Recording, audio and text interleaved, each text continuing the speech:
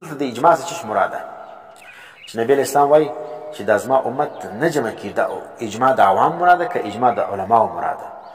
نو دلته علما لیکي، محدثین لیکي والمراد اجماع العلماء منهم. دا نه چې پارلیمنت اجماع وکړه، پارلیمنت اتفاق وکړي چې بس دا بیل پاس دی، په ملک به دا شی وي، دا شی به نه وي. دا د پارلیمنت اتفاق نه دی مراد.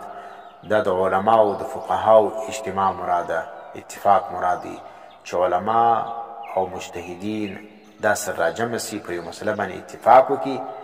نو بیا چې کوم دی هغه دا رقم اتفاق د ګمراهي نسي راکوي. پارلیمنت خو ټرانسجنډر ایکټ هم پاس کړي چې ویلې هر چا له خپل اختیار دی چې خپل جنس سره کم تبدیلي هغه رقم ښکار کوی سي. نو په دې وجه باندې خو په دې ملک کې علما سته، نو ځکه دغه جمهوریت چې کوم دی هغه ډېره لکۍ نه سره شوري. د علما زنادی کې دا به دا رقم کفریات وکړي دلته چې د اسلامي جمهوریت و ځان ته وایي.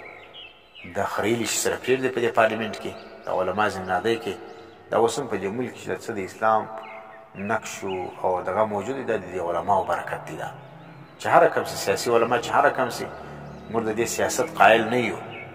چې کوم سیاست اوس په اسلامي ممالک کې علما کې دا رقم سیاست اسلامي خو نه دی، خو لیکن دغه باوجود چې په دې معروضي حالاتو کې دغه علما کم کار کوي، بیا دې موږ باندې شابر سي. دا چې کوم د اسلام دغه رقم کمزوري چهره دلته موجوده، دا هم د دې علماو برکت دی. که دا نه وای نو دغه درس و تدریس به اوس نه وای موجوده.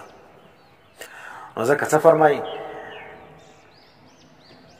دلته اجتماع د پارلیمنت نه ده مراد، اجتماع د جمهوریت نه ده مراد. اجتماع د چا مراد ده؟ دا اجتماع چې کوم ده دا د علماو د فقهاو مراد ده. نو خبره زموږ دغه ده. او دلته چې کوم دي د نبی اسلام چې کوم اضافت کړی دی د امت ته خپل ځان له، دا اضافت چې دی دا تشریفي دی. دا وینې نو دې ته اشاره ده چې امتي زما امت. وینې دا اضافت چې کوم دا د تشریف دپاره دی. لا یجمع امتي او امت محمد علی ضلاله. ګوره دا د نبی اسلام د امت خصوصیت دی چې دوی به پر ګمراهي باندې نه جمع کېږي.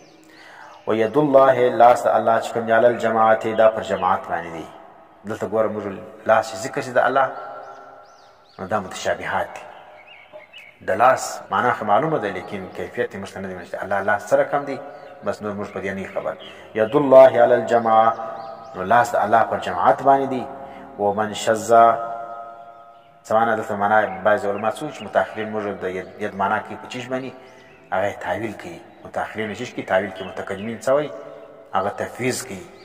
هغه د ید معنا چې دا مفوض الی الله ده، الی علم الله. او متأخرین بیا څه فرمایي هغه یا د دغه چې کوم خلک په دې باندې ګمراه کېږي، د ید معنا به په چیش وکړو؟ په نصرت باندې وکړو.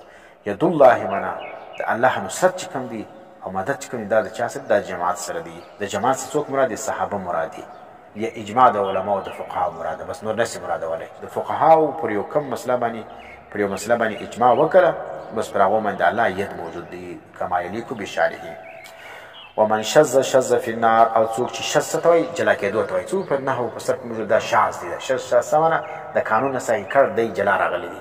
انفرده څوک چې جلا سلو د جماعت څخه، چې څوک د جماعت څخه چیشتي جلا سي. اوس ګوره جماعت پر یوه لار روان دي، د هغوی یوه نظریه ده، د هغوی یو عمل دی، ګرد یو عمل کوي، ګرد یوه عقیده ساتي.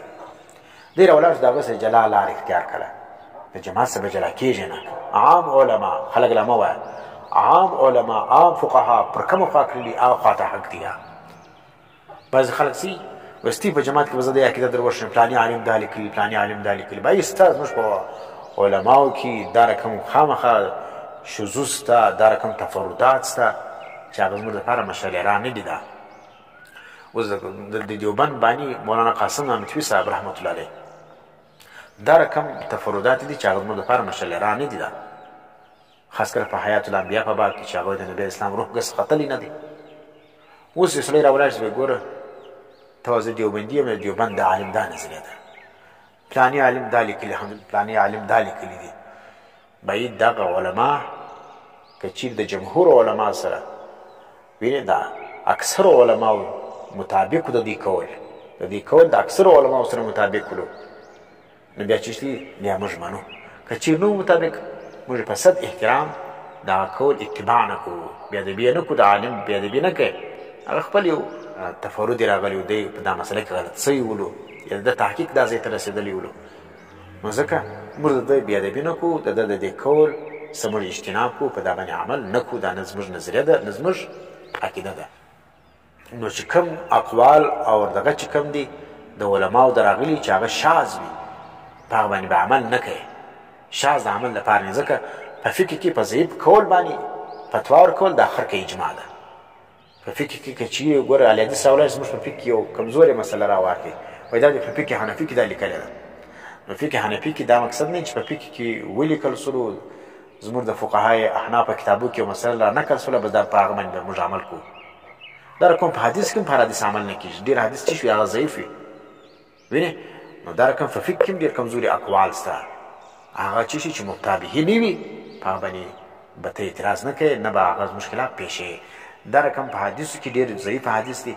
نو دا موږ نه وایو چې تا حدیث دی نو دا ضعیف حدیث باندې ستا عقیده ده، ستا عمل دی. دا نو دا رقم دغه چې کوم دی د جماعت چې د علماو کې په هغه کې شذوذ راغلی، یا د یو عالم رایه چې کوم د هغه شاذ مفتي ضربل خان صاحب رحمت الله علیه دی، ډېر ښه عالم تېر سوی دی، لیکن ډېر رایه چې کوم د هغه شاذ دی، بیخي ډېر شذوذ لري. دا لکه مفتي رشید احمد لودیانوي صاحب رحمت الله علیه، دا هم ډېر شذوذ تفردات شته. دا رقم د مفتي فرید صاحب رحمت الله علیه ډېر تفردات شته. د حمدالله جان ډاګي صاحب د ډېر تفردات شته. نو دا تفردات چې کوم دي دا زموږ دپاره مشعل راه نه دي. دا زموږ دپاره چیز دی، ما درته ویلې چې په کومه مسله باندې اجماع د علماو وي یا اتفاق د علماو وي یا اکثر علما په کومه خوا باندې کړلي، جمهور علما په کومه خوا باندې کړلي، جمهور علماء دیوبند په کومه خوا باندې کړلي، هغه زموږ دپاره چیز دی، هغه مشعل راه دی. تر دې حده پورې په صحابو کې چې جمهور صحابه کومه خوا ته وي، هغه خوا ته حق وي. صحیح شول. اوس ابوذر غفاري رضی الله عنه رایه دا وله چې د سهار خوراک لري، د ماښام خوراک ونه جمع کوي، د رایه وله. لیکن جمهور صحابو د ده دا رایه نه ده قبله کړې، نو ځکه موږ د جمهور صحابو خوا ته روان یو. دی نه چې د ده رایه غلطه وله. صحیح شول. دا ډېر توکل غواړي، نو دومره توکل په عام خلکو کې نشته، نو ځکه جمهور صحابه چې کوم دی هغه د ده رقم رایه نه درلودله، نو موږ هغه خوا اختیار کړی.